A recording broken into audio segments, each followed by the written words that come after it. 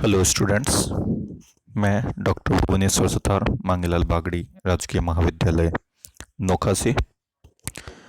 पिछले वीडियो में हमने अध्ययन किया बोस आइंस्टीन सांख्यिकी और उसके आधार पर बोस आइंस्टीन डिस्ट्रीब्यूशन फंक्शन वितरण फलन का अध्ययन किया, जिसमें एनआई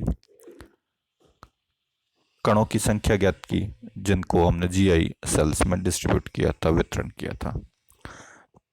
अब बोस आइंस्टीन सांख्यिकी के आधार पर प्लांक के वितरण नियम को समझाना है।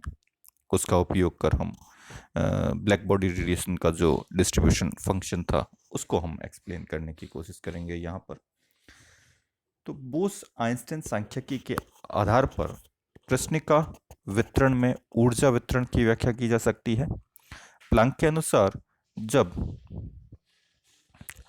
विद्युत चुंबकीय विकिरण पदार्थ में अन्योन्य क्रिया करते हैं तो कणीय प्रकृति प्रदर्शित करता है, परंतु विकिरणों को एक गैस निकाय की तरह माना जा सकता है, जिसमें अणु और कण फोटॉन, अणु और कण कौन से होंगे? फोटॉन होंगे। फोटॉन की जो कुल ऊर्जा है वह एच न्यू और संवेग जो है P equal to H upon lambda की फॉर्म में दिया जाता है। विकिरणों में फोटॉन की संख्या नियत नहीं होती, क्योंकि पदार्थ के द्वारा फोटॉन का उत्सर्जन और अवशोषण होता रहता है। तो हमारे पास ये जो कंडीशन थी summation of n equal to zero, sorry delta n equal to zero, तो वह यहाँ पर लागू नहीं होगा।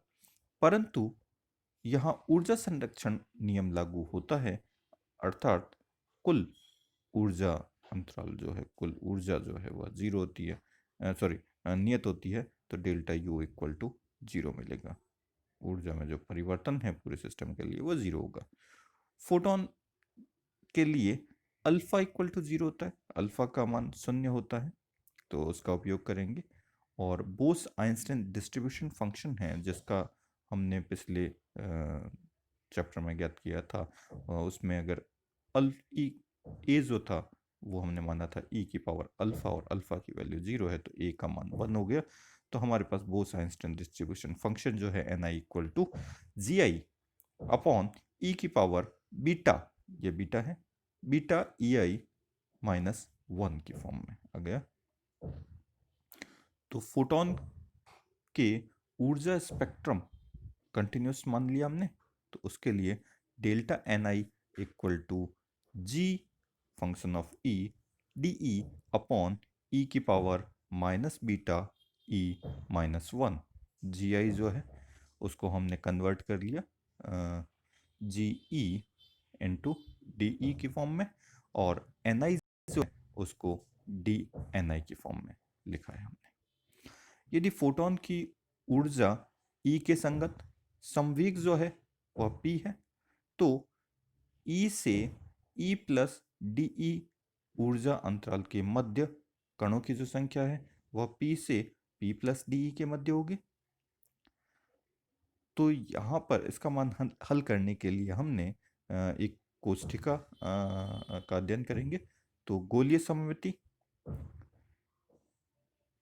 से कोष्ठिका का जो आयतन है, तो यहाँ पे हमने 6 डायमेंशनल स्पेस में ये एक्सेस ली पोजीशन की, ये मोमेंटम की, और यहाँ पर हमने एक कोष्ठिका बना दी P का, और दूसरा आउटर इसका जो साइज है वो DPE ले लिया। तो इसके मध्य जो क्षेत्र है उसका क्षेत्रफल जो है वो हम लिख रहे हैं 4 पाई P स्क्वायर DP की फॉर्म में दिया जाता है। तो गोले का जो सरफेस का क्षेत्रफल है उसको हमने इसकी मोटाई से मल्टीप्लाई कर दिया। 4 पाई आर स्क्वायर गोले के सरफेस का क्षेत्रफल होता है। यहाँ पर आर की जगह हम इसमें मोमेंटम यूज कर रहे हैं, तो 4 पाई पी स्क्वायर, और मोटाई इसकी डी पी है तो मल्टीप्लाई कर दिया, तो कुल आयतन आ गया हमारे पास में कोष्ठिका का। तो संवेग P से P प्लस डी पी के मध्य अवस्थाओं की जो संख्या है वह क्या आ जाएगी? G p into d p equal to हमारे पास वैल्यू आ गई V अपॉन एच क्यूब।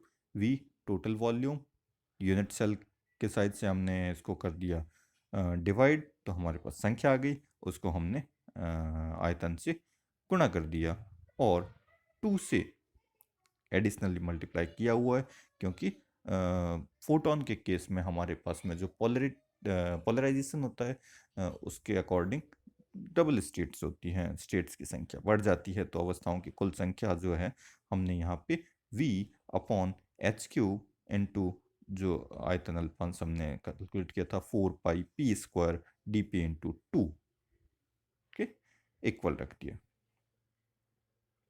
तो ni जो वैल्यू है वह G P D P upon E की पावर बीटा ई माइनस 1 की फॉर्म में आ गया हमारे पास में।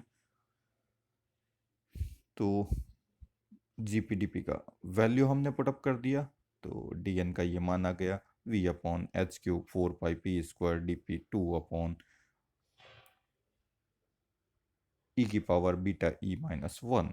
सॉल्व कर लिया हमने इसको, तो हमारे पास ये वैल्यू आ गई डी एन की V 4 pi P square D P into 2 upon H cube E की पावर बीटा ई माइनस 1।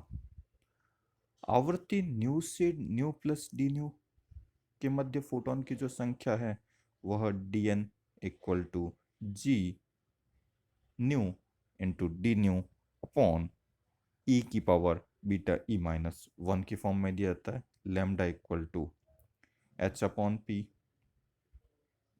और E upon V equal to H upon P की फॉर्म में। तो पी का मान हमने कैलकुलेट कर लिया, पी इक्वल टू आ जाएगा एच न्यू अपॉन सी इंटू डी पी। कन्वर्ट करके हमने डी न्यू की फॉर्म में वैल्यू कैलकुलेट कर लिया। तो डी न्यू की फॉर्म में या न्यू की फॉर्म में हमने अगर नंबर कैलकुलेट करना है तो हमारे पास वैल्यू आ गई v upon H cube 4 pi p की वैल्यू रख दी h square nu square upon c square, और dp की वैल्यू हम कैलकुलेट करके रखें तो h c upon d nu की वैल्यू आ गई हमारे पास में, ये फॉर्म आ गया। तो हमारे पास डी एन का जो मान है फाइनली सॉल्व करने के पश्चात वो बचता है 8 pi v nu square D nu upon C cube E की पावर बीटा ई माइनस 1 की फॉर्म। तो यह मान जो है वो हमने पहले भी याद किया था, प्लैंक का जो रेडिएशन लॉ था उससे हमने वैल्यूज फाइंड आउट की थी, वो उसके तुल्य है। तो यह बोस आइंस्टाइन जो स्टैटिस्टिक है, सांख्यिकी है, उसका उपयोग कर हमने ब्लैक बॉडी रेडिएशन को एक्सप्लेन करने में उसका उपयोग किया। धन्यवाद, थैंक यू।